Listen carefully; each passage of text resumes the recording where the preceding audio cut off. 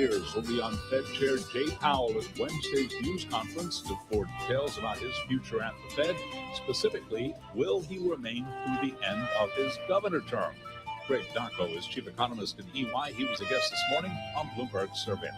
He'd be staying on as he is allowed to do as a governor. So it's not necessarily political in the sense that he's doing something that has a political motivation. He's been very clear about his intentions to stay on the Fed and avoid any type of political influence on the Fed. So staying on is not necessarily a political move in that it prevents any type of political or perceived political influence.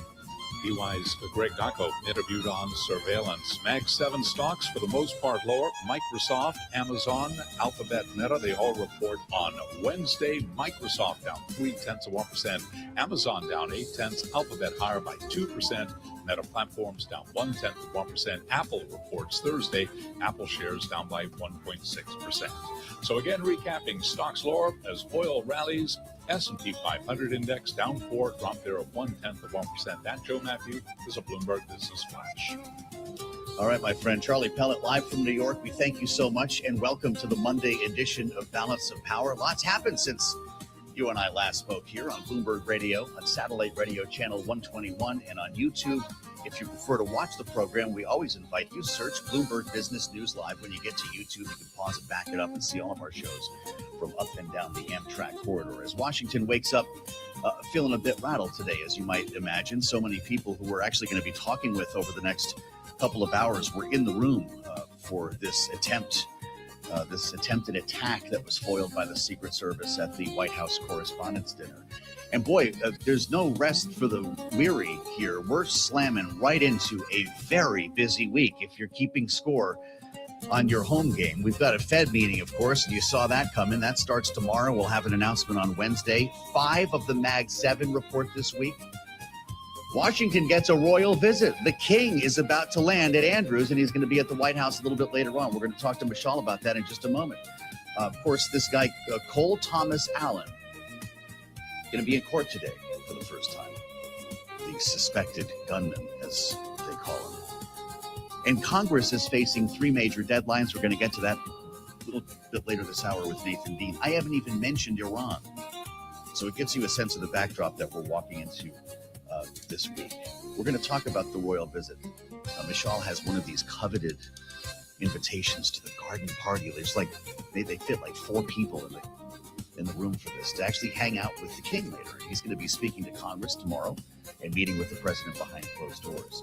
This is a president who showed up on 60 Minutes last night, really agitated by the questions he got from Norah O'Donnell, having just hours earlier been whisked out of the ballroom at what is known affectionately here in Washington as the Hinckley Hilton, and it takes on new meaning now as we consider a second attempt to injure or kill a president of the United States. It appears, based on what we're learning here from the administration and the Department of Justice, the president, instead of coming back out on stage, was whisked back to the White House, and he held a news conference in the briefing room with officials all still wearing their tuxes. There he is. It was such a beautiful evening.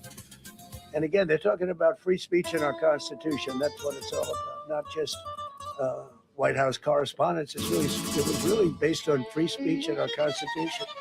But I said very importantly that we'll do it again within the next 30 days, and we'll make it bigger and better and even nicer. And that's classic Trump, right? We're going to do it again, bigger, better, nicer, more expensive. But that's a pretty tall order this morning, and it's very unclear that would be able to happen in that period of time. Susie Wiles is going to be meeting with the Secret Service, we're told, as soon as today about protocol, about what may have gone wrong, and let's be honest, what went right. And they stopped him. And we can talk about that a lot more with our panel a little bit later on this hour. But I want you to know that, these are tragic experiences anytime something like this takes place, but it was really amazing to watch people come together and deal with this in real time, wearing their tuxedos. Some people were underneath tables. Others were trying to call loved ones. In the end, it appears no one was actually in great danger thanks to the work of the Secret Service. If you're with us on YouTube, look at the mentalist talking to the president here. He was doing a trick trying to figure out the name of Caroline Leavitt's soon-to-be-born baby. And then out of nowhere, we heard the shots and the authorities came running. For a lot of us, the enduring image will be the SWAT team from behind the dais pointing these massive guns at all of us in the crowd for fear that a shooter was in the room. Mishal Hussein had never been to the correspondence dinner before, based on the conversations that I had with her.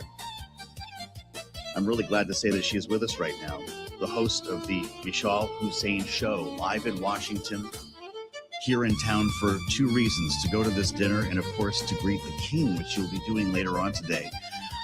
One of the great honors for me this weekend was to meet you and get to know you, and we had this remarkable, awful experience together. I'm wondering how you're feeling today.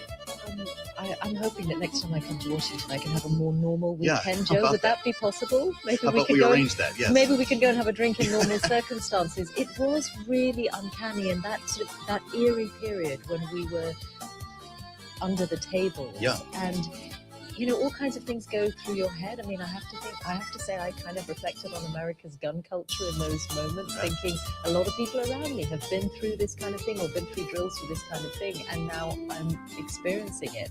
So it was frightening, but you know, you see the best and the worst of human beings. I always think in moments like that, people looking out for each other. You know, we were there as journalists, but we were also there as hosts because we had guests at our table. So there was I think there'll always be a sort of a bond and a camaraderie amongst the people who were together that night, and an immense respect for law enforcement and their quick reactions and reflexes, and the fact that no one died is just an absolute gift. Including the assailants.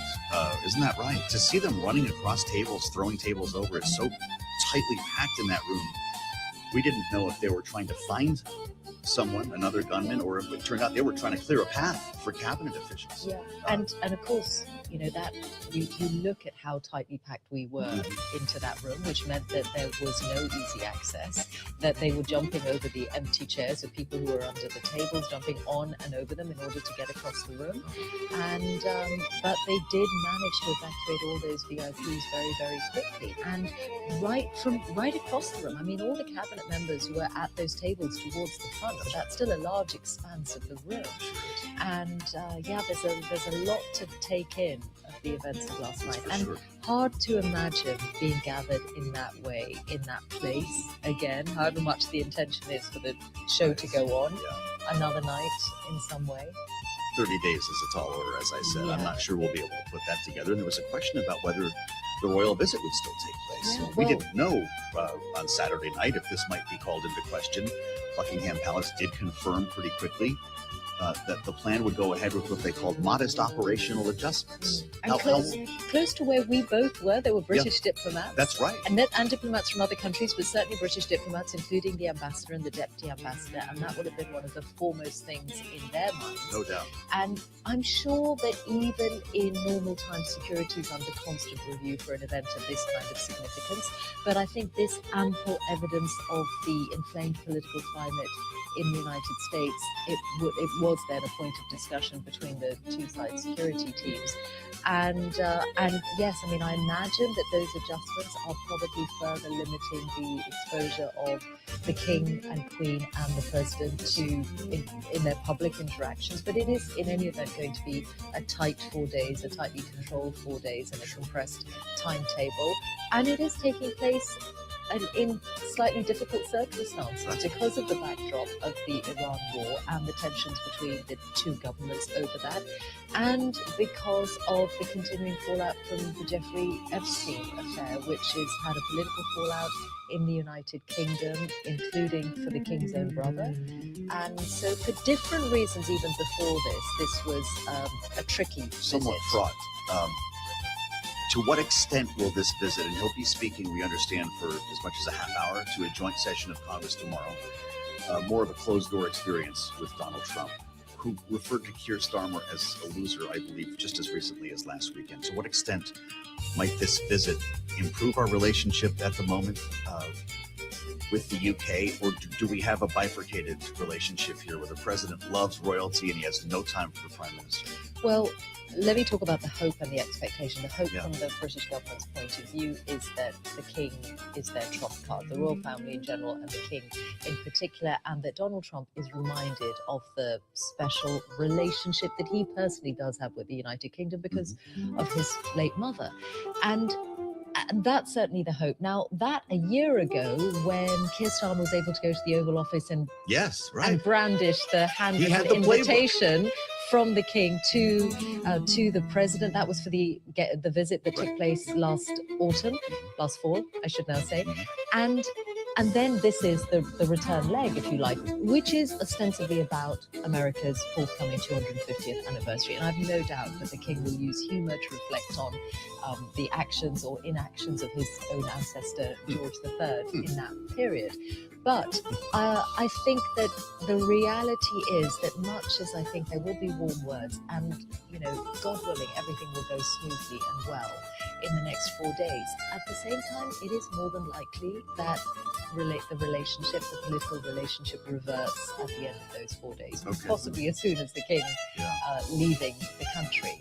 But still, it is something. The UK, compared to other allies, does have something special in the fact that it has this royal family of which the president is very fond. So that's something. And from the point of view of the government, you've got to use what you've got. Well, that's right. What should we expect in this speech then? Will he mention Ukraine? Will he mention Iran? Well, I suspect that he will mention Ukraine because Ukraine is such an important ally of the United Kingdom and so important to Europe, and which has really been forgotten in this period, not just in this period to do with Iran, but since the beginning of the year between events in Venezuela and also the issues over Greenland. So I suspect he might want to remind the president of that. I think there'll be a lot of looking much further back into history and talking about how, despite 1776, the geopolitical transatlantic crisis of its time, a moment where it might have felt like, the newly born United States and the United Kingdom, or very much Great Britain as it was then, would never be able to, be friends again after that kind of break. So I think there'll be a lot of sense of how much has been forged as well as broken in that year. And that in many ways is much easier ground, isn't it? To go far back in history is much easier ground, even though you're talking about a revolution at that time. The present times are much more difficult territory. And on Iran, the differences are severe. And they are having serious economic implications for the United Kingdom. It is an energy importer, and that means that a lot of the Keir Starmer government's economic calculations for the months ahead are being upended by what Iran is doing to the global economy. And unless this situation is resolved very soon, that is only going to worsen. Wait, there's a lot to consider there. He's going on they're doing a beehive tour. Did you see that? They're going to be walking through the White House gardens today. I don't know why you bring the king and queen to a beehive, but that I understand. How sociable will he be at this party that you're attending? The king will be feted at the embassy in a garden party. Is that just a formality to welcome him here? Is it to actually talk to journalists or more? No, I think it'll be an incredibly controlled environment. I have been to a Buckingham Palace garden party in my time. That is thousands of people who arrive in one go, and essentially you go into the Buckingham Palace gardens and tea is served on the sides, and then there's a sort of parting of the ways and the royal party walk down the middle. And I suspect there'll be something similar. The embassy has a beautiful garden, and it is looking at its very best, as we've seen in recent days. It is a beautiful day in Washington, and so I suspect the same will happen, that all of us who are invited will arrive before, and then the king and queen will walk through. I'm sure there will be some remarks made, but it's a very nice way to start the visit. It's a beautiful residence designed by the same man who designed New Delhi as the imperial capital of India in the 1930s, Edward Lutyens, and it sets a tone, which of course the ambassador and everyone involved in organising the visit, the palace, the UK government, will be really hoping that it sets a tone for the next 4 days. The residence really is very beautiful. I hope that you're in for a wonderful day, even if you don't see the beehive, and come back to us when we have less madness to talk about.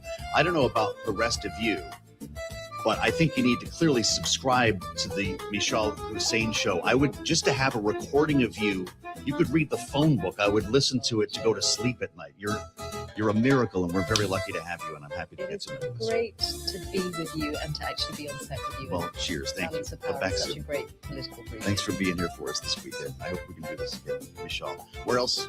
Nowhere else will you see it here, Michelle Hussein, right here on Bloomberg. I'm Joe Matthew in Washington. Same can be said for Charlie Pellet. He's standing by to tell you what's going on in the markets. Now we're going to talk to Nathan Dean. He was at the dinner too. We'll get into what's happening next in Congress. Charlie, what do you have? Right now I got oil higher, stocks lower. Right to the numbers here. Got to begin with crude. West Texas Intermediate pushing higher up 90 at 96.27 a barrel. WTI up now by 2%. Barrel of Brent over $108 a barrel. Brent crude up 2.9% today. Oil climbing after efforts to resume peace talks over the Iran war stalled over the weekend. The S&P 500 index lower, little change, down 2 points now at 71.62, down under 0.1%. Dow Industrials down 66, drop there of 0.1%. Nasdaq Composite Index down 34 for Nasdaq, a drop right now of 0.1%. The VIX below 19 with a 10-year 4.32%. Gold at 46.76 the ounce, down 0.7%. Crude bears repeating a 2% jump right now, 96.26 a barrel on WTI. This is stocks pullback from records. New York City is going to be getting 10 days of flying electric taxis between Manhattan and JFK. Joby Aviation planning to fly electric air taxis to show off its quieter, zero-emission aircraft. Those demonstration flights, all part of a new federal program to accelerate the integration of air taxis into U.S. airspace. Joby shares they're up today by 2%. Elsewhere in the skies, American and United, not happening. That word from UAL CEO Scott Kirby. Kirby this morning confirmed he did approach American and says talks have ended. Right now, we have got UAL down 1.5%, American down by 2.4%. I'm Charlie Pellet. That Joe Matthew is a Bloomberg Business Flash. All right, Charlie, good to have you along as ever. I actually was wondering if oil prices might be even higher today. Nobody's really talking about Iran this morning because of what went on at the Correspondents' Dinner. The king is rolling into town. But remember, when we left here on Friday, the whole story was that the president canceled the trip to Islamabad for everybody. Witkoff, Kushner staying right here in the U.S. And I had to note, Tom Closa, you know, the oil analyst at Gulf who joins us frequently, says this makes the 6 p.m. opening for the oil trade Sunday must-see TV. Since a moderate advance higher, in the meantime, U.S. gas price is likely to hit new 2026 high before April ends. So there's still time for that to happen. And by the way, we're at 411. I'm just checking quickly, AAA national average. So look, watching Brent move ever closer to $110 is not good, but some thought we might have an even bigger spike today. So we'll keep tabs on all of this for you as we make our way through the Monday edition. Thank you for joining us here on Bloomberg Radio. The headline on the Terminal DC dinner shooting spurs ballroom DHS funding push. Never let a crisis go to waste. And we'll see if it changes the conversation about either of these things. But you heard the president right off the bat talking about when he got back to the White House from the Hilton, still in the talks. He's at the podium with Kash Patel and Todd Blanche behind him. He says this makes the case for the ballroom. And now some lawmakers do want that to become part of the reconciliation bill that would also help to reopen the Department of Homeland Security. This thing has gotten so messy. We need to talk to Nathan just to remind us every week about how it works. And in case you're wondering, my friend Nathan, America's dad, was with us on Saturday night when all this stuff went down. And, you know, a lot of people are feeling weird about this morning, and I can't blame any of them for it. I understand that entirely. But when I walked by Nathan's desk, leave it to America's dad with the voice from Chicago, the understated humor of Nathan Dean. He said, well, that was a Saturday night. And sometimes you need to laugh too a little bit, guys. And so I appreciate you for that. How you doing this morning? Good. Good to see you. Did you get out of there at a decent hour? I had caffeine to taken a nap, so I was expecting to go up until like 3 a.m. That's right, yeah. I was home So by 11 o'clock. So. Watching TV. They're not normally like that. I'm sorry that was your first one. But it was nice to see you all tucked up and, everybody was dressed up, I guess, with nowhere to go, as it turned out. But I do wonder if this whole fiasco does light a fire under this DHS argument. Every lawmaker I've seen on TV since that very moment has said this is why we need to reopen DHS at a time of war, heightened terror threat here at home. Does it move the needle? I think it moves the needle in terms of this reconciliation package. I don't think it moves the needle in terms of getting the DHS funded past this week. Because as a reminder, the one big beautiful bill money that they're using to fund DHS, they said there's an expiration date, and that expiration date is most likely the end of this week. Now, I don't think you're going to see Democrats come back to the board and say, look, because of this, we're going to change our position here. So there's really two scenarios this plays out. One is, does the House accept the Senate deal that's already been passed with Democratic support? And I'm not exactly sure that happens, but the second scenario is they push for reconciliation to move even quicker. President Trump says he wants it done by June 1st. Even though they've been authorized up for $140 billion, we still anticipate this to be about $75 billion. Okay. I don't think the ballroom gets included in that, but even so, if it does, there's not an investing angle on that. But, but I think you're going to see the $75 billion package, and I think this certainly gives the Republicans the unification that they need to get that bill over the line. Okay, interesting. When you look at the lineup here for this week, it's a doozy. I mean, if you're Speaker Johnson, see the picture of him being whisked out of there on Saturday night in a full gate. Forgive me here. I'm looking at the list of deadlines that include FISA 702. A vote on the 3-year extension is set for Tuesday. The immigration enforcement budget blueprint that we're talking about would be Wednesday, the Farm Bill Thursday. We're doing all that this week? The Farm Bill is the one that I would say was just pushed off. In fact, I was just talking about this with a client. The reason with the Farm Bill is that when it comes to the Farm Bill in particular, you have now the Republican establishment versus the Maha form of the Republican Party over this provision that actually limits the amount of lawsuits against pesticides. Okay. So I think the Farm Bill gets pushed off. When it comes to FISA, look, I don't think the situation has changed all that much in terms of the shooting over the weekend certainly gives President Trump another talking point, but I don't think they've come with a solution that gets that unification amongst the Republican Party. So I could see FISA slipping. The one thing that I would say is that we're sort of sitting on a good ground at the moment in terms of seeing some of the momentum here is Kevin Warsh's nomination. Mm-hmm. I mean, Senator Tom Tillis said over the weekend that he's dropped that block, so I wouldn't be surprised to see the Senate Banking Committee to try to push that out ASAP. Really interesting. You see how he did that, CC? He knew I was going to bring it up. Tom Tillis, this would have been the screamer on a Sunday morning, Meet the Press. It was such a big deal, exclusive, under embargo. They did it Friday and waited until Sunday to play it, not knowing that it would not be the lead story come Sunday morning, but played it. They did. Here's the senator from North Carolina dropping his opposition to the confirmation. I am prepared, and with the assurances from the Department of Justice that the case is completely and fully settled, that the appeal would only be used to potentially abrogate or change the ruling for administrative purposes, not as a basis for reopening the investigation. I am prepared to move on with the confirmation of Mr. Warsh. I think he's going to be a great Fed chair.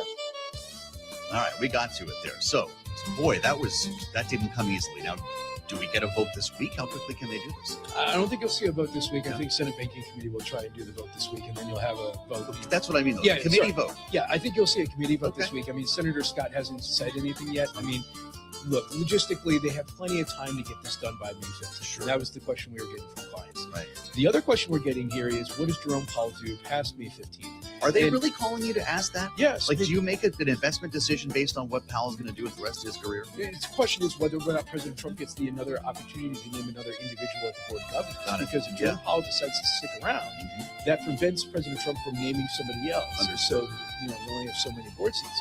So what we think here happens is because even though the investigation was moved from the DOJ to the Federal Reserve IAG here, Judge Jeanine Pirro, the D.C. attorney, said, that they could reopen it. And President Trump was on the tarmac just this past weekend at the in front of Air Force One saying he didn't think the investigation was over.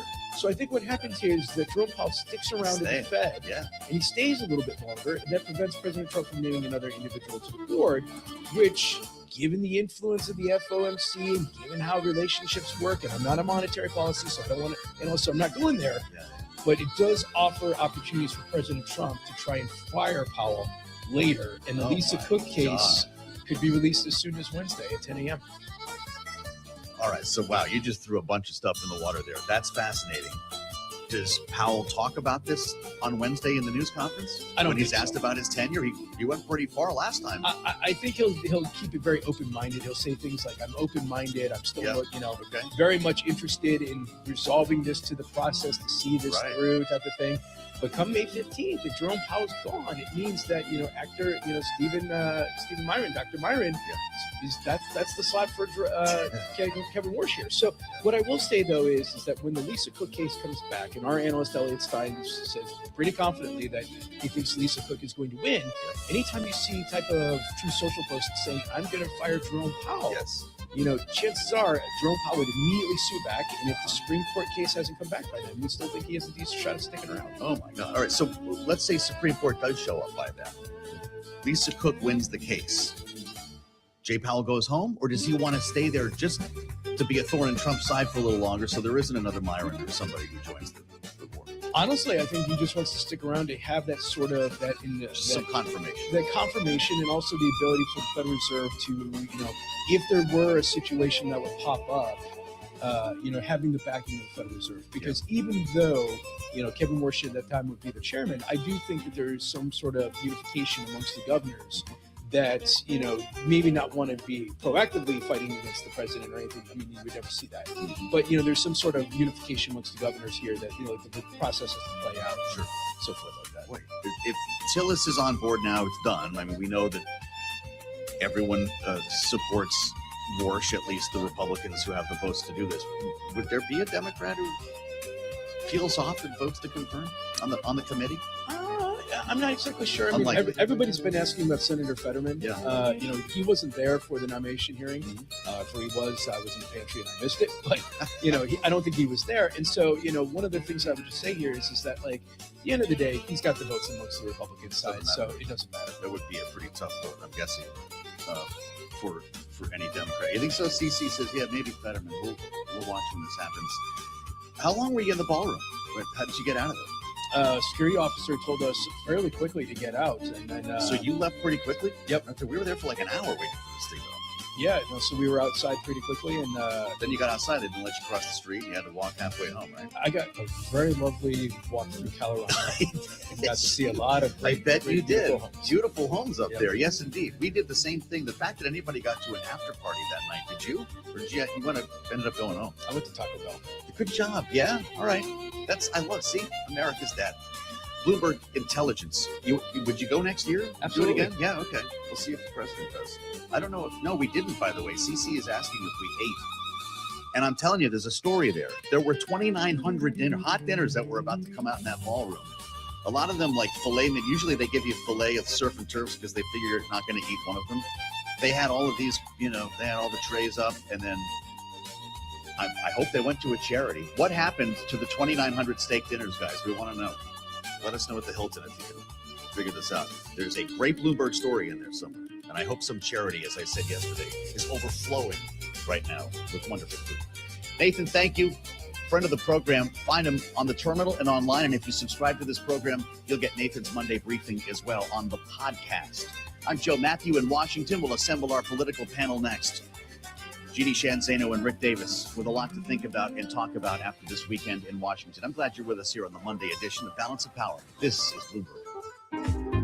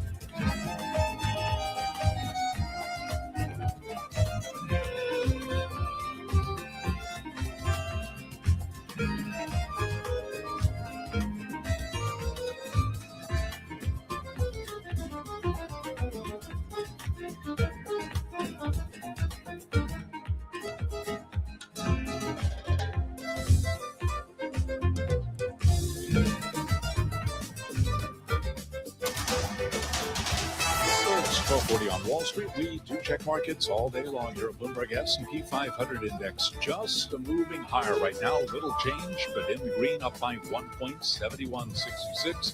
Looking at a gain of under 0.1%. Dow Industrials do remain lower, down 72 right now, down 0.1%. Nasdaq lower by 7, little change there. Right now we've got the Nasdaq 100 index down 0.1%. So bottom line here, S&P turning around with the Dow and Nasdaq both lower. This is West Texas Intermediate Crude, which is higher. Right now, WTI up by almost 2%, 96.19 a barrel. The VIX just above 18 with a 10-year at 4.32%. Spot gold, $46.77 the ounce, down $32 right now. Gold down by 0.7%. As we have been discussing right here on Balance of Power, Wall Street's looking ahead to Fed Chair Jay Powell's news conference on Wednesday following the 2 p.m. Fed decision. Powell speaks at 2:30. It's a Fed meeting that's being overshadowed by the latest twist in a political drama surrounding the leadership handover at the central bank. Colin Martin is Chief Fixed Income Strategist at Charles Schwab. There's plenty of officials who are worried about, the stickiness of inflation, the impact of higher oil prices. So I think it'll be a pretty high bar for Warsh when he comes in to build consensus around the idea of rate cuts anytime soon. So with that outlook, an extended pause, maybe they cut by the end of the year, but for the next several meetings, probably just wait and see. Alan Martin of Charles Schwab. By the way, you can hear Powell's news conference beginning 2:30 p.m. Wall Street time right here on Bloomberg Radio. Microsoft shares trading lower. Microsoft and OpenAI have agreed to drop the software giant's exclusive right to sell the startup AI's models, opening the door for the ChatGPT maker to pursue deals with cloud computing rivals like Amazon. Microsoft shares today lower, little change, down 0.2%. Amazon down by 0.5%. Both Microsoft and Amazon will be reporting earnings on Wednesday. Again, recapping, S&P 500 index higher, little change right now, up by 1 point. For on-demand news, 24 hours a day, subscribe to Bloomberg News Now wherever you get your podcast. I'm Charlie Pellet. That Joe Matthew. Joe Matthew is a Bloomberg Business Flash. All right. Thank you, Sir Charlie Pellet. We'll be back with more on the markets at the top of the hour, as you would expect, 1 p.m. Eastern Time, as we welcome our global television audience to the program. Always great to welcome you. Happy Monday. I hope you had a good weekend. We're back to it here in Washington with a royal visit that will change our focus and pull our attention back to the White House a bit later on today. We're actually still waiting for the King and Queen to land here. We'll let you know when they do. First, though, there will be a briefing at the White House. This was an ad after the initial schedule came out for the president today. Press Secretary Caroline Leavitt, who, of course, was sitting on the dais right next to the president and the first lady when this all took place on Saturday night at the Correspondents' Dinner. She will be the briefing reporters at the top of the hour as well. If you look at this on YouTube, there's a shot up of the room. We're looking at still a pretty empty briefing room, but the podium's set, and that is to begin, we'll say 15, 20 minutes away. Not that things are always on time at the White House. With a lot of questions about the Secret Service and specifically the security surrounding this president. Now, this is the third attempt following Butler, of course, and what took place down in Florida. It's interesting, though, that this dinner was peculiar. It wasn't only the space, and we're in a room where we're locked in with all of these. There's so many tables and chairs. It's packed so tight. You're essentially trapped, which will surely get a rethink after we saw Secret Service agents running across the tables, throwing tables and chairs over just so they could get to the cabinet officials who they were tasked with evacuating from the room. And I'm telling you, man, these guys were very impressive, men and women. Even though they're facing a lot of tough questions today. The president was asked about it on 60 Minutes last evening, quick to defend the Secret Service. And let's be honest, they stopped him. It worked. They got him. You saw how fast he was running past the checkpoint there in the video. But with so many officials in the room, there's going to be a question for sure about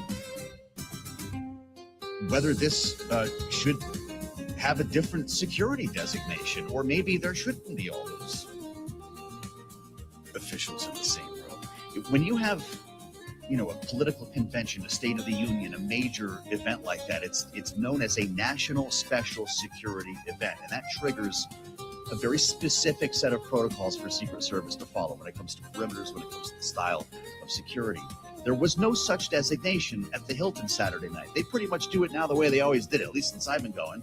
You do have airport-style security. You've got to walk through the mags, and they look through ladies' handbags and stuff like that. But that's it. They don't check your ID. They're not looking for a barcode. They're not looking to identify you. And just about anybody can get in that hotel. That's why there's tourists everywhere trying to take pictures of celebrities on the red carpet. That's part of the vibe of this event that goes on every year. And of course, that may not continue to be the case. We've got Chairman McCall here. This is fascinating. Listen to Chairman McCall from the Weekend Show talking about this very thing from yesterday. Listen. What I was sort of amazed, you had the president and the vice president at the head table and the speaker. So you had the line of succession right there. If a bomb had gone off or something more dramatic, it would fall to Chuck Grassley. Amazingly. That's true, by the way. President Grassley. Really, he's the senior Republican senator. Congressman Michael McCall was with us yesterday on a very somber weekend show as we tried to distill all of this, and we try to answer some of these questions now with our great political panel, and they're both back together today. Bloomberg Politics contributors Jeannie Shanzano and Rick Davis now join, and it's great to see both of you. Jeannie, I wonder your thoughts on this, and I don't want to project either of you as security experts here, but as Susie Wiles sits down with the Secret Service this week to talk about it, I do think we have to acknowledge the successes here, right? Nobody got killed last weekend, amazingly, not even the assailant. He's going to have to speak for himself in court. But should there be a different designation? Should we have the entire chain of command in one room at one time? Yeah, I think those are the questions. And of course, thank goodness everybody was okay, including you and Haley and everybody in the Bloomberg family. I mean, it's very scary. And Joe, I didn't even get to ask you this off camera, but I heard from people there that the Wi-Fi reception was really bad in the room. So you could not get a lot of information in or out for all of you who were in there. So it's a very scary situation. I do think they're going to rethink how these events are done, rethink having the entire line of succession in the same room. It is pretty stunning to many of us who weren't there to sort of realize, even though it's happened year after year, that they're holding this in an open hotel, that had you booked a room last year, you could have been in the hotel. Maybe they need to move to a Capital One style arena sort of thing that you can secure where people aren't sleeping there and people able to come in and out. So, there's a lot of different things they're going to have to do, but this is the challenge because in a democracy, Americans have the right to hear from, to speak to touch, to meet with their elected officials, people of prominence, and people in those positions wanted to do that. But how do you secure them at the same time? And that has always been the challenge, but in this environment, increasingly difficult to maintain. That room has always notoriously had no cell phone connection. You can't get a text or a tweet. You can't make a phone call. Interestingly, I actually did get a call out. I saw Brian Stelter a couple feet away from me. He called in, was on CNN Live. I don't know if they added some bandwidth this year, but it's still terrible. And a lot of people were not able to reach their loved ones. Rick, I know you've been to the Hilton Ballroom probably more times than you care to count, and this dinner a lot of times as well. It's going to be different from now on. Is this something we do to Jeannie's point? Will it be in an arena or in a government building? The president says in the ballroom.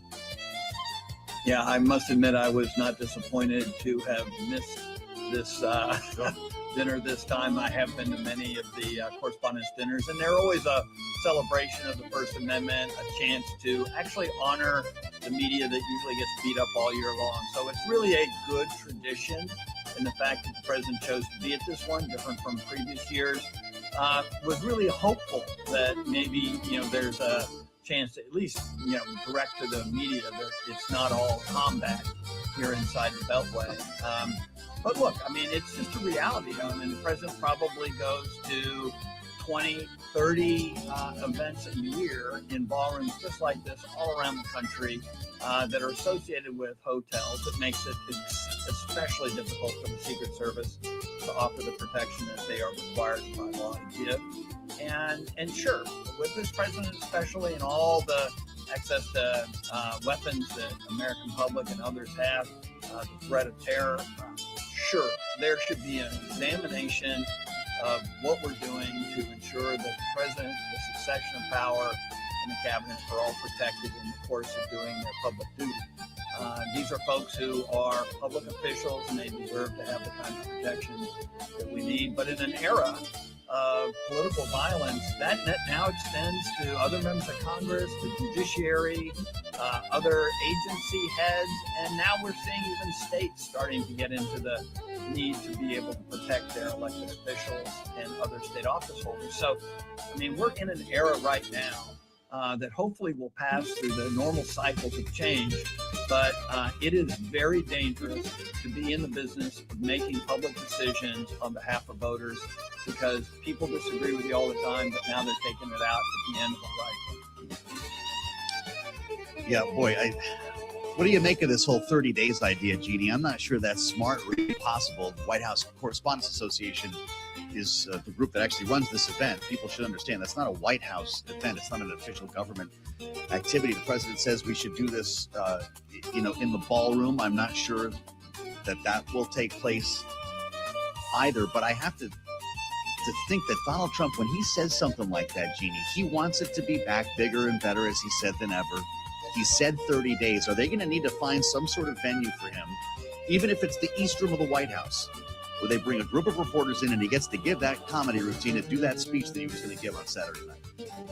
Yeah, but just not as tough, right, Joe? He said last night in his remarks he would get it, but it would be a little softer, a little kinder and gentler.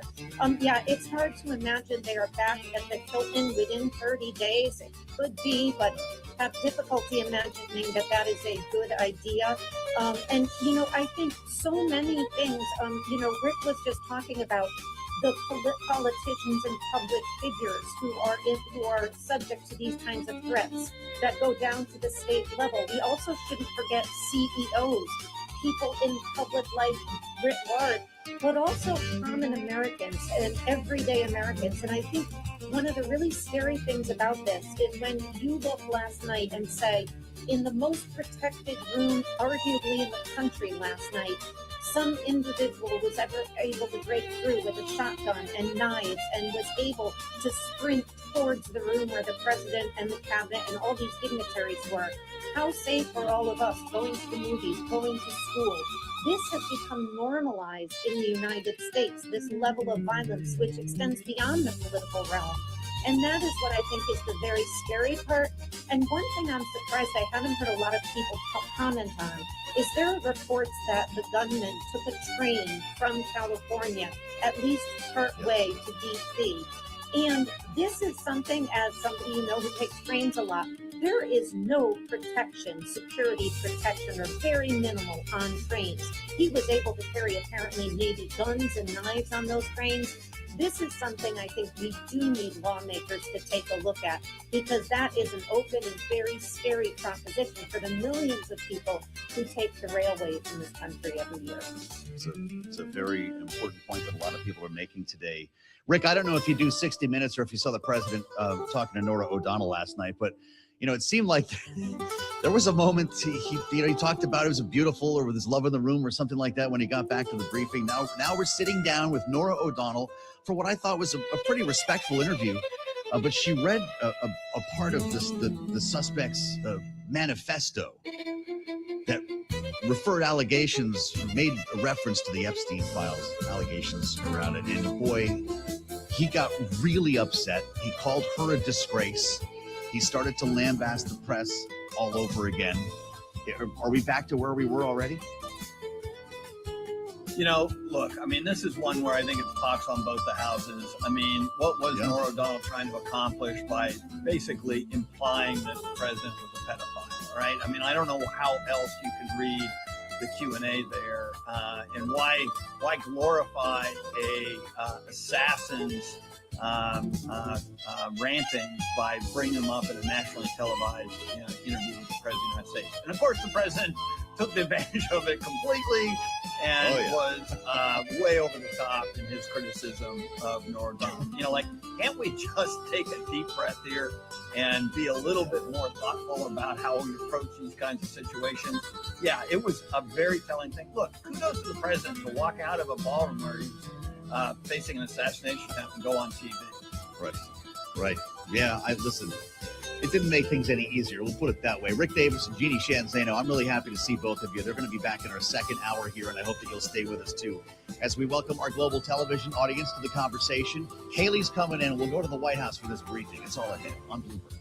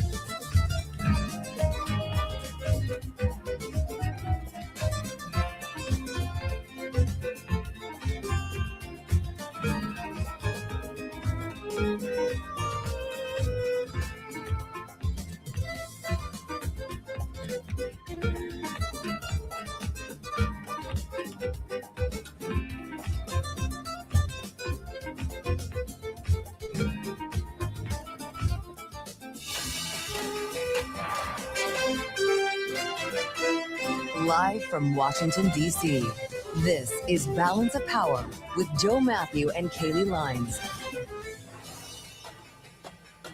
President Trump welcomes the King and Queen as the Secret Service faces tough questions from last weekend. Welcome to the Monday edition of Balance of Power. With a royal visit today at the White House, helping us turn our attention away from the attack at the White House Correspondents' Dinner. I'm Joe Matthew alongside Kaylee Lines in Washington. Kaylee, you were there. There's going to be a hard conversation, of course, about security here in Washington, but probably not before the president, King and Queen sit down for tea today at the White House. Yeah, that's scheduled to take place just about 3 hours from now. What already was a visit that may be marred by a little bit of tension, given the souring we have seen in the U.S. and U.K. relationship over the war with Iran and questions around the reliability of an alliance. So it was going to be tense already. Now you layer on those security concerns on top of it, and it becomes perhaps a little trickier. All that said, we do know President Trump is a fan of the pomp and the circumstance, was enjoying the pomp and circumstance at the White House Correspondents' Dinner until the would-be shooter tried to charge through the security gate. And of course, if there weren't enough happening here in Washington already, he is also slated to be arraigned this afternoon. Yes, that's right. His first appearance in court here. We're going to be hearing a White House press briefing in just a moment. We should probably get right to Charlie, because I think we just got our 2-minute warning, and this could bring some news so far on the investigation. Charlie's at World Headquarters. Charlie, thank you very much. Right now, looking at a gain of just 2 points on the S&P 500 index. Little change. The key takeaway, both Nasdaq and the Dow trading lower.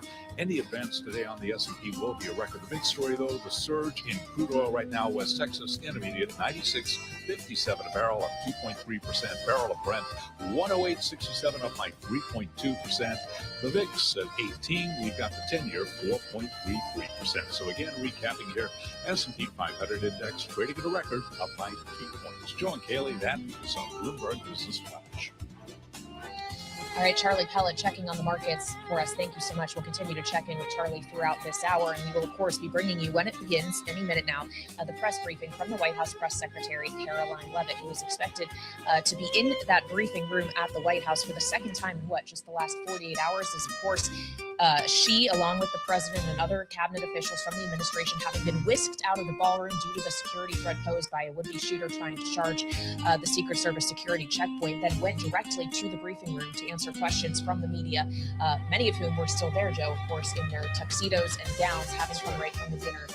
themselves. An incredible moment, and I expect we're going to hear more from the press secretary shortly as to the aftermath of the events of this week. As we wait for that blue door to lower press to open, let's bring in Bloomberg's Tyler Kendall for a quick update from the North Lawn of the White House. Do we expect news on this investigation today, Tyler? What caused them to add the briefing?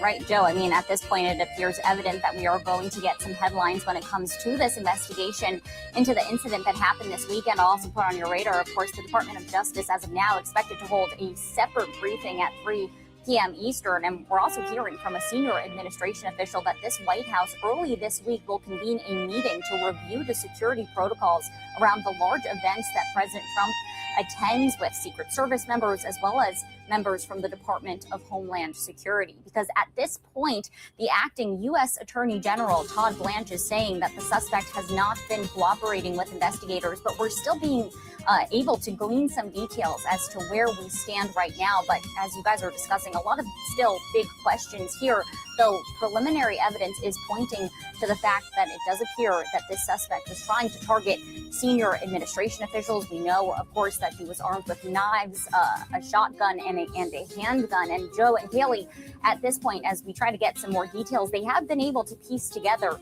the path that the suspect took, apparently going cross-country on rail from California to Chicago to Washington, where he checked into the Washington Hilton several days before this event began. Well, it's just incredible as we consider the various security implications. To your point, Tyler, the hotel was still in operation with people who were not attending the dinner, which just adds another layer into the considerations that I'm sure will be taken into account as they decide how, if at all, the dinner will move forward at this venue and if they're going to try again within the next 30 days, as President Trump suggested on Saturday evening. Just quickly, Tyler, as we're still awaiting the press secretary, walk us through what will happen at the White House today ahead to tomorrow's state visit as the king. And actually, I was going to talk about the king, but let's talk about the press secretary instead. Tyler, thank you so much. Caroline Leavitt is beginning her press briefing right now. Camilla for a state visit here at the White House. First Lady Melania Trump has led all of the preparation for the state visit, which will honor the long-standing and special relationship between the United States and the United Kingdom. As I told many of you on Friday afternoon, I thought that would be my last time taking your questions until after my maternity leave. But given the attempted assassination of the president and, quote, top Trump administration officials, as the depraved shooter noted in his manifesto at the White House Correspondents Association dinner on Saturday evening, I felt it was prudent to be here today to answer your questions and inform the American people about how the administration is responding to yet another attempt on President Trump's life. Saturday was supposed to be a joyful evening, celebrating free speech and the First Amendment with all of you, members of the press. Instead, the night was hijacked by a crazed anti-Trump individual who traveled across the country to assassinate the president and as many administration officials as possible. This is the third major assassination attempt against President Trump in 2 years. No other president in history has faced such repeated, serious attempts on his life. First and foremost, the president, the first lady, and everyone in this White House are extraordinarily grateful to the brave law enforcement professionals who sprang into action to apprehend the would-be assassin and keep all of us safe. The president would especially like to express his gratitude to the men and women of the United States Secret Service who acted with the utmost professionalism, courage, and sense of duty. This includes the heroic agent who took a bullet to the chest. Thankfully, he was saved by his bulletproof vest. Minutes after returning here to the White House to the Oval Office, despite fighting Secret Service to try to stay and keep the dinner going on Saturday, ahead of addressing you here in the briefing room, President Trump was intent on speaking to this brave agent to ensure he was okay. And the agent assured the president that he was. As you know, I was seated next to President Trump and the First Lady when the shots were fired before Secret Service swiftly moved us to safety backstage. The president's calm in the face of chaos, while yet another individual was trying to take his life, was really remarkable to witness, and it's something I will never forget. President Trump is fearless because he loves this country, and he is willing to put his own life on the line to deliver on the promises that he made to the American public who elected him here into the highest office in the land. And while we are blessed to have a fearless president, we should not live in a country where such constant fear of political violence permeates our society every single day. We can and we should have fierce disagreement in this country. As you all know, we disagree often, myself in this role and all of you in the news media. But those disagreements must remain peaceful. Debating, peaceful protesting, and voting are how we need to settle disagreements, not bullets. Nobody in recent years has faced more bullets and more violence than President Trump. This political violence stems from a systemic demonization of him and his supporters by commentators, yes, by elected members of the Democrat Party, and even some in the media. This hateful and constant and violent rhetoric directed at President Trump day after day after day for 11 years has helped to legitimize this violence and bring us to this dark moment.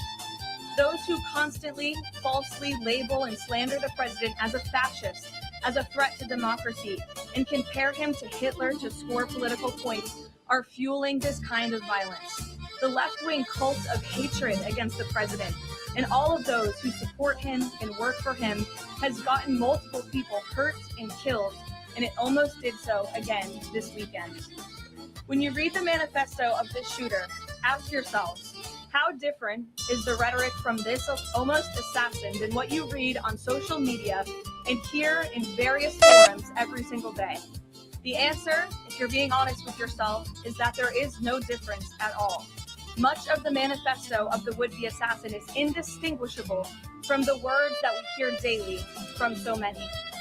For example, as the First Lady of the United States pointed out this morning, just 2 days prior to the shooting, ABC's late-night host Jimmy Kimmel disgustingly called First Lady Melania Trump an expectant widow. Who in their right minds says a wife would be glowing over the potential murder of her beloved husband? And having experienced what I did with the First Lady on Saturday night, I can tell you that she was anything but that. This kind of rhetoric about the president, the First Lady, and his supporters is completely deranged, and it's unbelievable that the American people are consuming it night after night after night.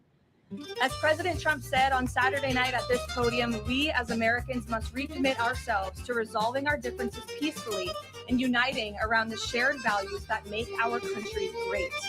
The deranged lies and smears against the president, his family, his supporters have led crazy people to believe crazy things, and they are inspired to commit violence because of those words.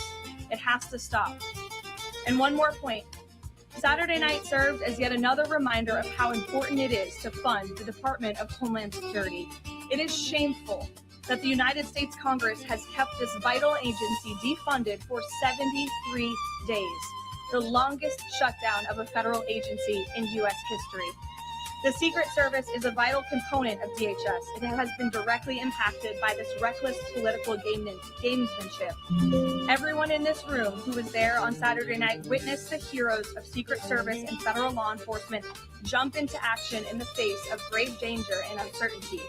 Agents put their own lives in harm's way to protect the president, the First Lady, the Vice President, and members of the cabinet.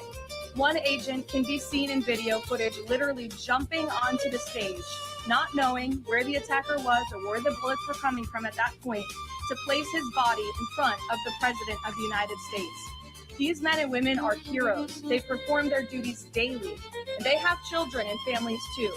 And they do it despite the political turmoil surrounding their agency. Make no mistake, this defunding of DHS should be a national scandal. If Republicans defunded DHS and we saw another attempted assassination on a Democrat president, I would hope that the media coverage would be relentless and unforgiving, and I hope that it continues to be now. With the World Cup, America 250, the 2028 Olympics, and a presidential election all ahead, the Democrats' obstruction is placing an enormous and totally pointless burden on the Secret Service that can get more people killed. Enough is enough. There should be no further debate about this. Democrats need to do what President Trump has been calling on them to do for 73 days in a row and fund the Department of Homeland Security, period. This is a national country over party, and get the Department of Homeland Security funded. With that, I will take a few of your questions today. Daniel, thank you for being here. Why don't you kick us off? you, Caroline. The president Saturday after the assassination came here. He emphasized that law enforcement did their job, keeping everyone safe at dinner. House Speaker Mike Johnson came out and said he believes the president needs greater protection.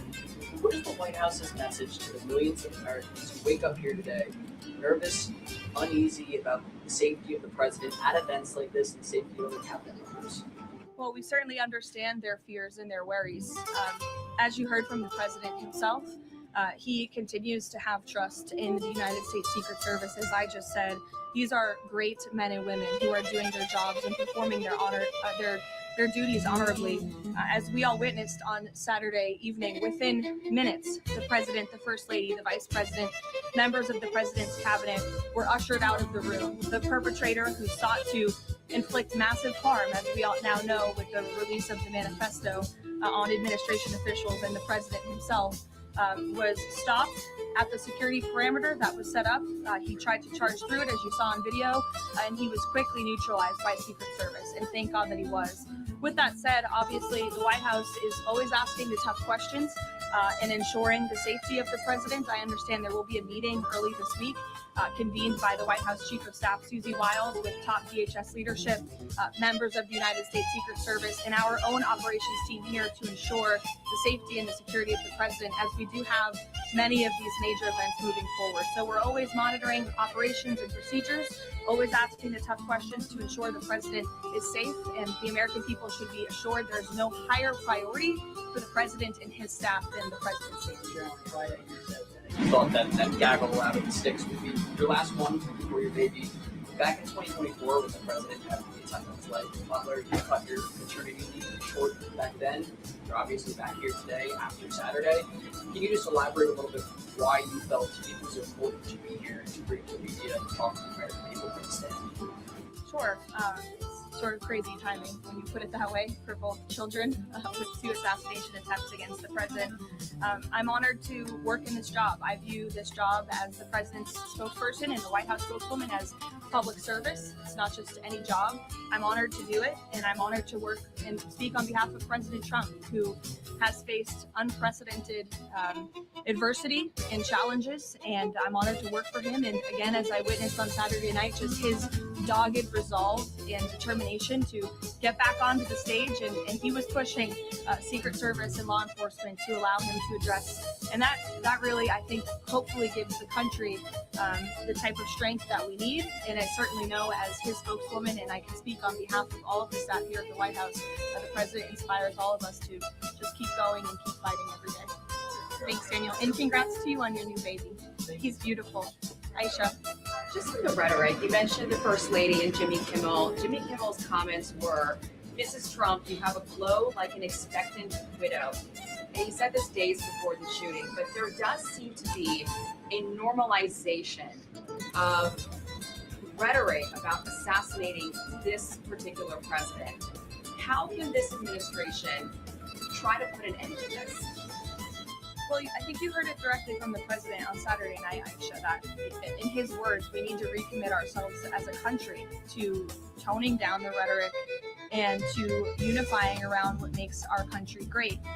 That's true of everyone who works in this White House, but as I said, it's also true of everyone who has a voice and a platform across this country, whether you're on television, a podcast host, people listen, and when you have mentally disturbed individuals across the country who are listening to this crazed rhetoric about the president day after day after day, it inspires them to do crazy things. And unfortunately, it's not just the media, it is the entire Democrat Party has made their pitch to voters across the country that Donald Trump poses an existential threat to democracy, that he is a fascist, and that they compare him to Hitler. I mean, these are despicable statements that the American people have been consuming for years. And so many mentally perturbed individuals are led to believe these words are truth and then are inspired to act on it. I have a whole host of examples that we can share with you after. It is pages and pages of major Democrat Party elected officials saying, such as Rep. Hakeem Jeffries, just this month, said, "We are in an era of maximum warfare everywhere all the time." Governor Josh Shapiro said, "Heads need to roll." within the administration. Senator Alex Padilla said people are, quote, dying because of fear and terror caused by the Trump administration. Senator Elizabeth Warren, President Trump is making the country look like a, quote, fascist state. Senator Adam Schiff saying President Trump using a dictator playbook. Senator Ed Markey calling President Trump a dictator, saying that this administration's actions are authoritarianism on steroids. Governor J.B. Pritzker, never before in my life have I called for mass protest disruption. These Republicans cannot know a moment of peace. You have Rep. Presley saying, we'll see you in the streets. Rep. Monica McIver, a Democrat representative on Capitol Hill, we will not take this shit from Donald Trump. He thinks he's a dictator. We are at war. These are Democrat elected officials calling for war against the President of the United States and his supporters. I could go on and on, but again, when you have people in positions of power that are saying things like this every single day for years, you are inspiring violence by people who are already mentally ill. And that's what we've seen against this president for far too long. Disinformation and misinformation online. There will be bite-sized clips that will go viral to the point where there are Americans in this country that believe that what happened Saturday night was staged. How does this White House tackle that with social media companies out there, whether it's X, Facebook, Instagram? How do they work with these companies to make sure that doesn't get out of control? It's certainly a good question, Aisha. I don't have tangible answers for you. That's the Press Secretary Caroline Leavitt taking questions and delivering a pretty stern message about some of the rhetoric in the media, as we're hearing following what she is referring to now, the administration referring to this as an attempted assassination, which is the first time I think I've heard that term used in this case. I'm Joe Matthew alongside Kaylee Lyons in Washington, and this is Balance of Power. We frequently go to the briefing room for updates on any number of stories. Kaylee, this is not the first time we've had to hear Caroline Leavitt talk about an attack against the president or certainly his proximity, knowing that this individual who's in court today in Washington had an alleged manifesto that suggested he was targeting top administration officials. She came back essentially out of maternity leave to do this briefing. Yeah, she had told reporters just last week that it was likely the last time she was going to be taking their questions, as she was scheduled to have a baby and go out on leave for some time. And it was, of course, raised in the briefing that the last time Caroline Leavitt had a child, her first child, she ended her maternity leave early following the assassination attempt against then candidate Trump in Butler, Pennsylvania, which is, it is incredible to consider. This is the third time that this directly, the president's life has been, in theory, in jeopardy. And of course, this time it was not just him, but many who are in the line of succession to the presidency were also in that room, which is why there has been so much scrutiny as to whether or not the caliber, the level of security at the event was adequate. Yeah, the idea of a President Chuck Grassley has been thrown around a couple of times today, which is where that line of succession would have pointed us. One thing we did not hear questions on was the war with Iran. And when we left here Friday, Kaylee, this was the biggest deal when the trip for Jared Kushner and Steve Witkoff was canceled. We're at 59 days now, and that 60-day mark is significant to at least some members of Congress as we wait for a potential war powers or authorization for the use of force vote on Capitol Hill. But the president in the Situation Room today with top national security advisors, his foreign policy team, to try to figure out the way forward. And it's a big question right now with the Strait still essentially closed and oil prices moving higher again. Yeah, and of course, we've seen reporting from Axios in the last day that Iran has presented the U.S. with a proposal, a maritime-specific proposal, it seems, to see the ending of the U.S. naval blockade and the reopening of the Strait of Hormuz, saving addressing the nuclear program of Iran's until later. But we have yet to hear from this president or administration as to whether or not that proposal is likely to go anywhere, if it's simply a non-starter, knowing how vocal they have been about the main ambition of this conflict being that Iran can never have a nuclear weapon. Well, it's still a very important story to us and one that we want to spend time on, despite all of the noise around what took place on Saturday night. Heather Conley is with us and has been patiently waiting for some time here, non-resident senior fellow at the American Enterprise Institute, former Deputy Assistant Secretary of State, the Bureau of European and Eurasian Affairs in the George W. Bush administration. Heather, welcome back. We've got another offer from Iran that would essentially put us right back to where we were before the strike started, reopen the Strait, and then we'll talk about the nukes, and I'm guessing that's a non-starter. Yeah, Joe, Kaylee, great to be with you both. Glad you're both safe. What a weekend you both have had. Yes, let's get back to the story. So many things to cover. Basically, both sides are stuck. both sides are pursuing maximalist positions. And what I think you saw over the weekend was that it was not worth American negotiators going, flying 18 hours. And exactly as you said, Iran now is basically saying, let's pull that nuclear element off. Let's just now agree. Let's talk about the control of the strait. Let's talk about other things. The nuclear issue is the one key thing that President Trump needs to deliver after these 59 days. And with that off the table, it just won't be acceptable to the U.S. side. Well, so as time goes on, knowing that for now, the president has said we will remain in a ceasefire, at least on the U.S. side, until these negotiations progress. Do you think we could get to a point at which it is likely that the president is either going to receive advice or decide for himself that returning to a military kinetic option is the one that's most viable? I think, Kayla, this is what we're waiting to see. Right now, I think the clock is about a 2-week clock for the president to really make a decision. With the price of delivered crude going up, you're going to start to see some really significant shortages here. Something has to shift this negotiation. And I think the president will want to make some strategic strikes, maybe the oil facilities on Harg Island. But again, all that's going to do is get us back where the Iranians are going to strike again. So I think we have to anticipate kinetic. But as I said, I think we're stuck until one side really feels the pain economically, just to a point where they have to get back to that negotiating table. Kind of amazing timing for Iran's foreign minister, Aragchi, to show up in Russia to meet with Vladimir Putin. Where's the bad guy music for this scene in the movie? What's going on there, and what could this bring? So this is such an ignored story by the White House, and I don't understand it. Here we have last year, Russia and Iran signed a 20-year strategic partnership.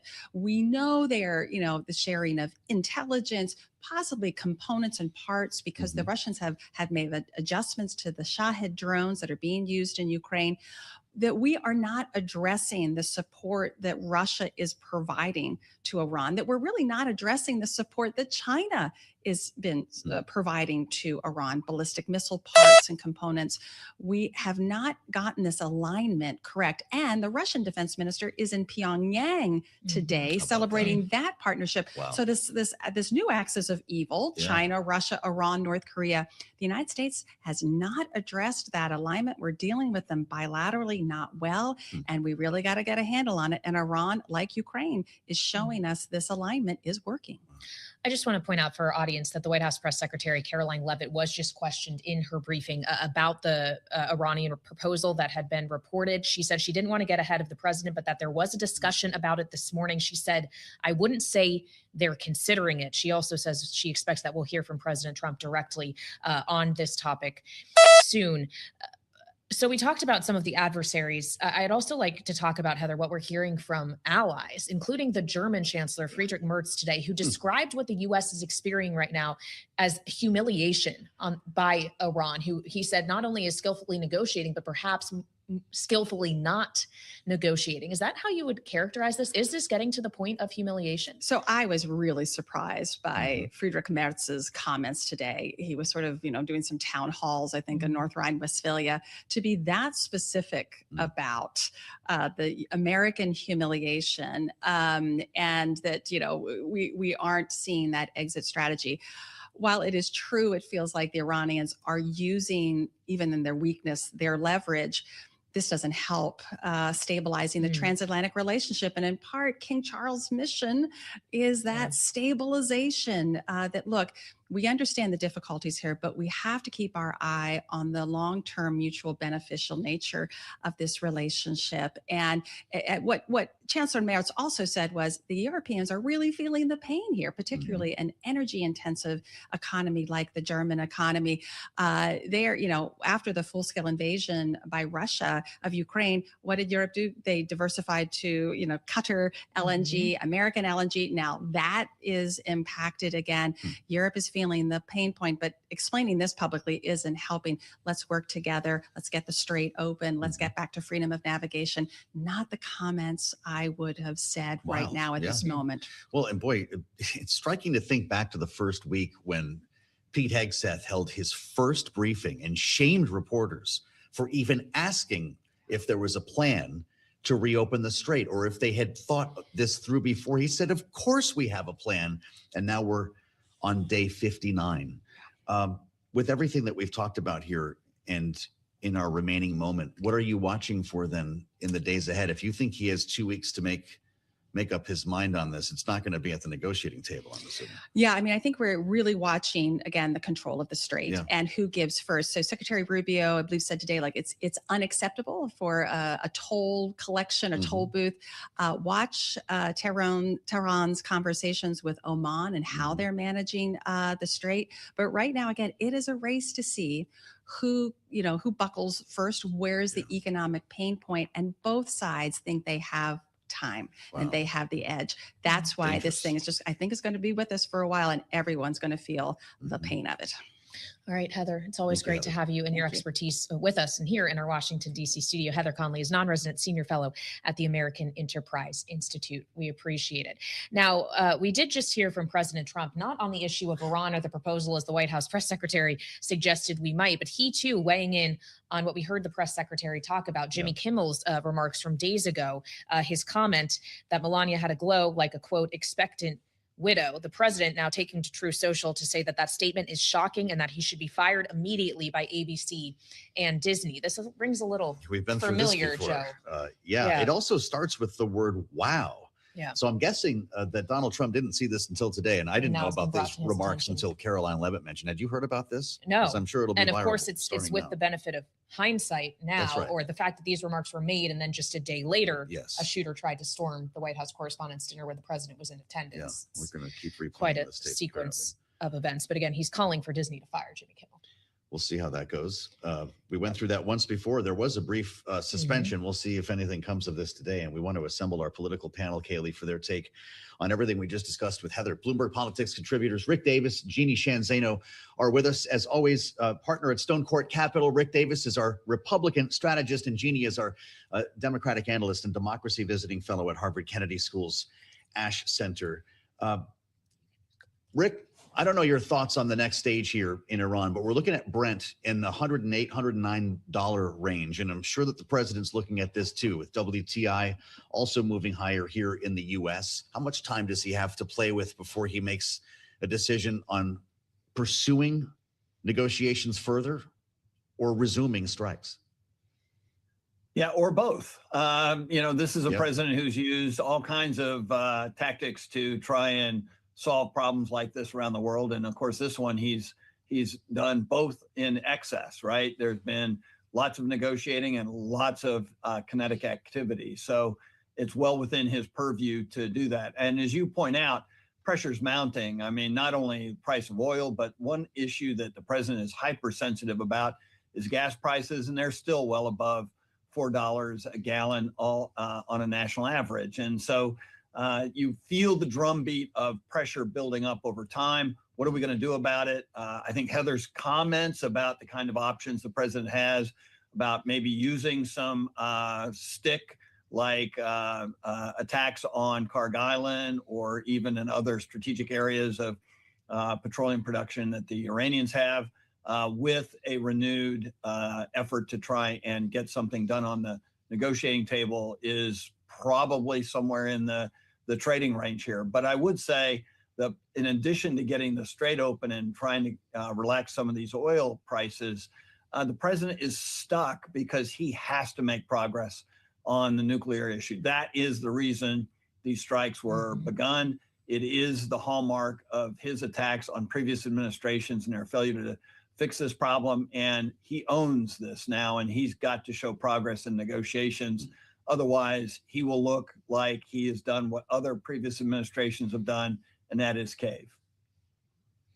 Well, and it is the nuclear program that we hear frequently from specifically Republican elected members of Congress on this program. Whenever Joe and I speak to them, frankly, Jeannie, it is the notion that the world cannot have a nuclear Iran. And they see this effort that the president has undertaken as justified for that reason. But as and Joe pointed this out earlier, about to cross that 60-day threshold that is often referenced from the War Powers Act, do you expect that something could change if we were to see a return to more kinetic action like an attack on Karg Island, for example? Is Congress going to demand that if that continues, the president come to them first? Yeah, Kaylee, I was really surprised. Even last night, after everything that happened, the president said, I'm working to try to ensure that Iran doesn't have nuclear program. That's something that many people around the world support. But it's not a question of whether we support removing the program. It's how you get there. It's the strategy to get there. And that's where the administration has blundered repeatedly. And so as we sit here today with the strait closed and Iran saying, we're going to set aside the nuclear program issue and we will talk to you about a step-by-step process to reopen the strait, that is probably the administration and the world's best step now, because there is no escalation way to resolve this conflict. This is going to be and only be resolved at the negotiating table. If we go up the escalation ladder as the United States, with or without Israel, and I suspect it would be with Israel, we are playing into Iran's hands, and that would be devastating. So the answer here is the negotiating table, and now we have Iran, and they do have the upper hand right now because they're holding the strait. We have them saying we're taking the nuclear off the table. That puts the president, the US, the world in an enormous bind. But they are going to have to deal with Iran as it is coming to the table and try to make a step-by-step agreement here. Otherwise, they have the world economy in a stranglehold, and the impact on all of us is going to be devastating. What is Vladimir Putin telling Abbas Araghchi right now today, Rick, as they meet in Russia? Is this about energy, weapons, or both? Well, after they're done all doing high fives at the Kremlin, thinking, oh, this is great, the evil Americans are being cowed by, a third-rate dictatorial regime in Iran, then I think they get around to wondering, what the next steps are. We have to be reminded that Russia has been using their satellite program to target American lives in the region. These are not our friends or allies. These are the partners of Iran. And I think that we have to be very diligent of what kind of aid, what kind of help, what kind of material support that comes potentially out of this, because that the Iranians are there to ask for help. They want to close ranks with Russia against the United States. And it is dumbfounding why this White House has not understood since the day they took office that Russia is not a productive member of the world community, and specifically wants to see the United States weaken during the Trump administration. We have to have an answer for that, and it's going to have to come soon. All right, Rick Davis and Jeannie Shanzano, Bloomberg Politics contributors and our political panel today. Thank you so much for joining us. And as we consider Russia being drawn closer perhaps to Iran in this conflict, we are seeing alliances drawn further apart, as evidence perhaps, Joe, of the words of the German chancellor today, talking about the U.S. being humiliated by Iran in these negotiations. I don't think he'll be getting a royal visit anytime soon. No. The king and queen will, though. We're anticipating them to arrive just a short time later on here in Washington, which will kick off a 4-day visit from King Charles. We'll have a lot more straight ahead here on Balance of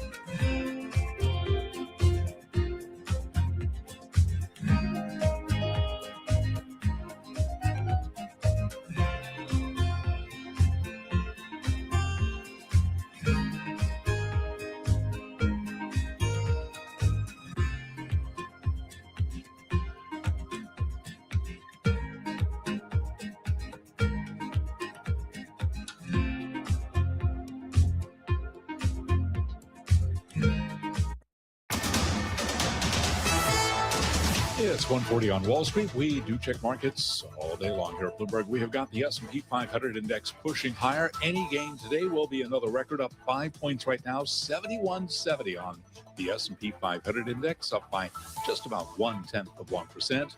Nasdaq also advancing up 27, now up by about 0.1%. The Dow, however, does remain lower, down by 88 points, a drop there of 0.2%. All of this as crude oil continues to advance. West Texas Intermediate crude is rallying 2.3%, back at 96.58 a barrel on WTI. Barrel of Brent 108.62, higher now by just about 3.1%. The 10-year currently yielding 4.33%, the 2-year 3.80%. All of this with the VIX below 19. Spot gold down $28 the ounce to $46.81. Gold down 0.6%. And again, WTI West Texas Intermediate crude 96.58 a barrel, up right now by 2.3%.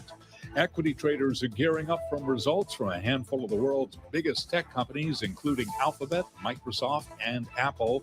Other earnings news today, we did hear from Domino's Pizza. It reported a smaller than expected increase in comparable sales. Domino's Pizza shares DPZ on the ticker down by almost 10%. Rival Papa John's Pizza trading lower now by 0.4%. It reports next week. And Yum Brands, the parent of Pizza Hut, it reports on Wednesday. Yum Brands down by 2.9%.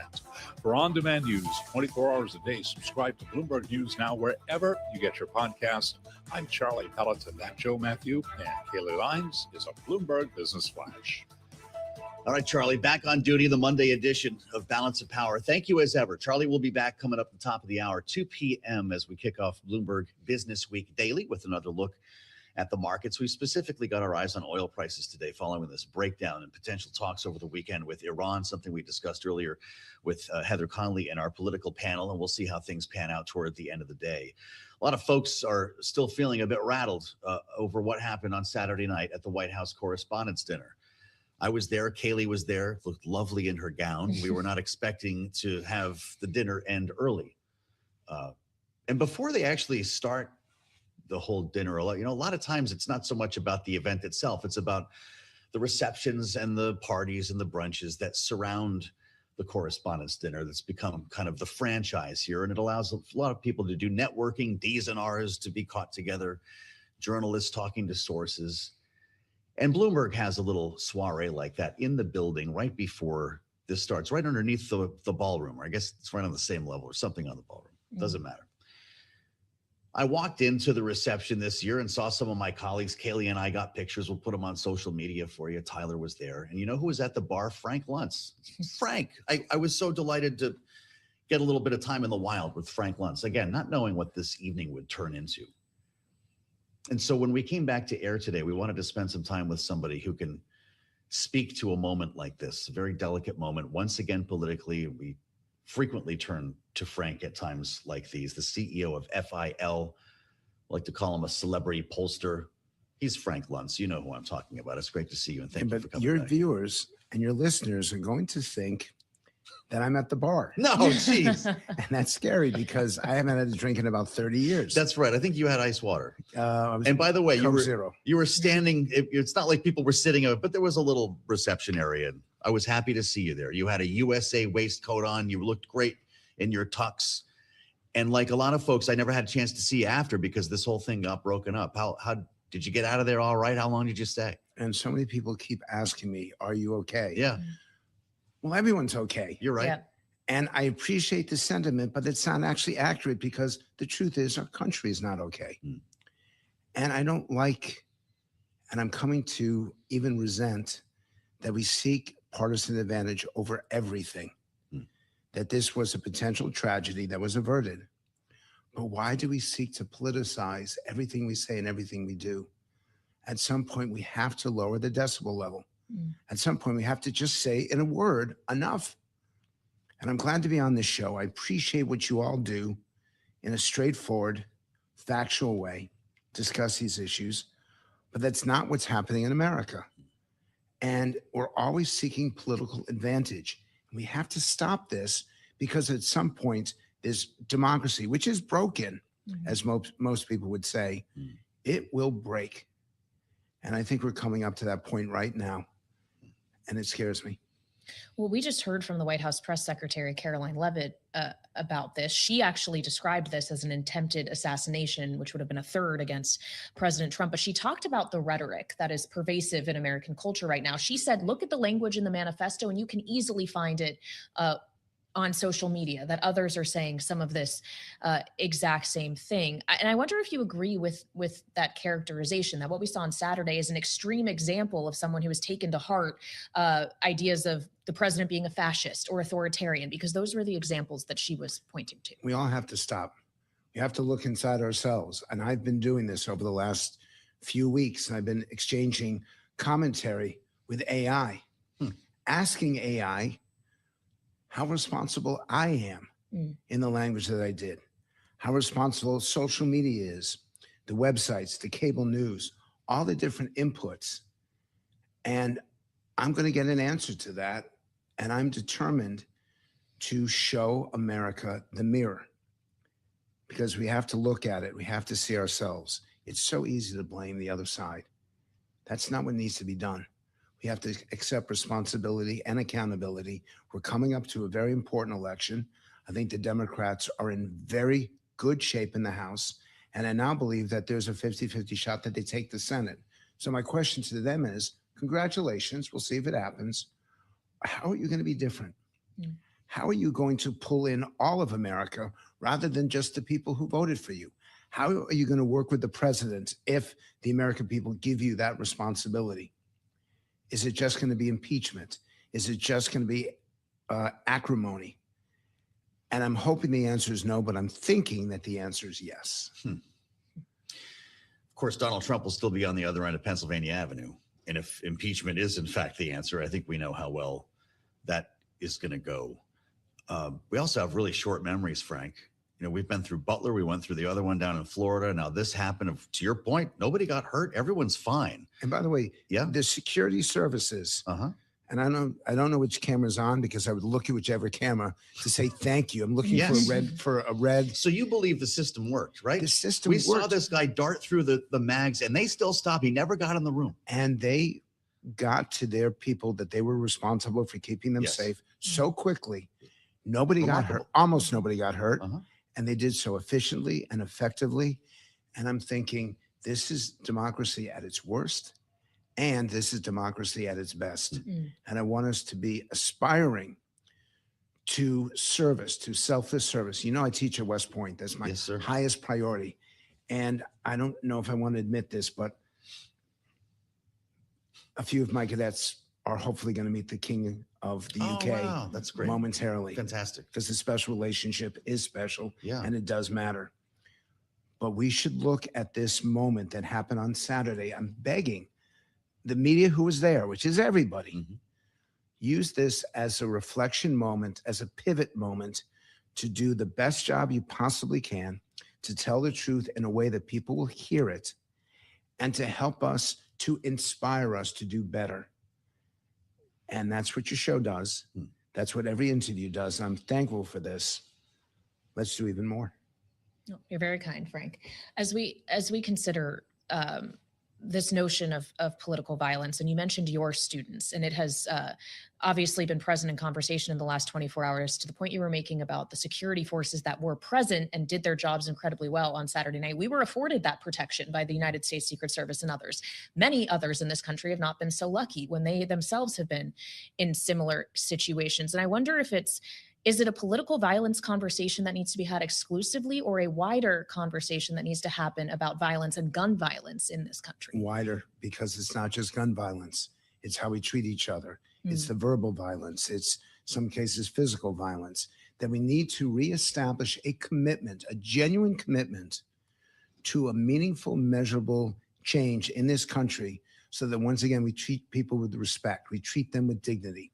Republicans, independents, Democrats, libertarians, social democrats or socialists, we all have to do it. We all have to be involved.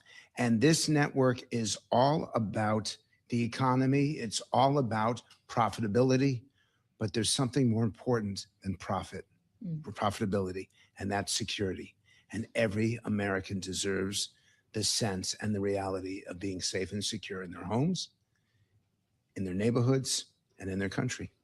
So does something come from this moment, or do we pack this up with the rest of the bad memories that I mentioned and move on to whatever the UFC fight will be on the South Lawn in a couple? We'll all be focused on that. How do you keep this front of mind? By my taking the time here and diverting what you wanted to talk about to being focused on this, and by you all doing the same thing.